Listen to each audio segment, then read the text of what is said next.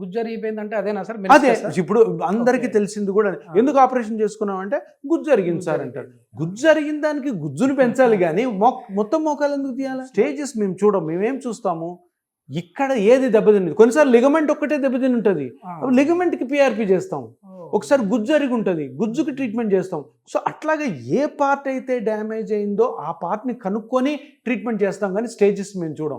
నా దగ్గర స్టేజ్ 4 వాళ్ళు రావచ్చు, స్టేజ్ 3 రావచ్చు, మేము చూడం. మేము చూసేదంతా కూడా పేషెంట్ని క్లినికల్గా ఎగ్జామిన్ చేసిన తర్వాత ఒక స్కాన్ చేస్తాం. ఆ స్కానింగ్లో పేషెంట్ చెప్పే నొప్పి ప్లస్ స్కానింగ్ కానీ కొరలేట్ అయినాయి అనుకో, దాన్ని స్కానింగ్లో కనుక్కొని దాన్ని ట్రీట్ చేస్తాం. ఇప్పుడు గుజ్జే అరిగింది అనుకోండి, ఇగో ఇట్లా అరిగి ఉంటుంది, ఇక్కడ చూడండి ఎర్రగా అయింది, ఇది నార్మల్గా ఉంది. ఇప్పుడు ఈ పేషెంట్లో ఇక్కడ అరగడం వల్లనే నొప్పి వచ్చింది కాబట్టి మోకాలంతా ఎందుకు తీయాలి?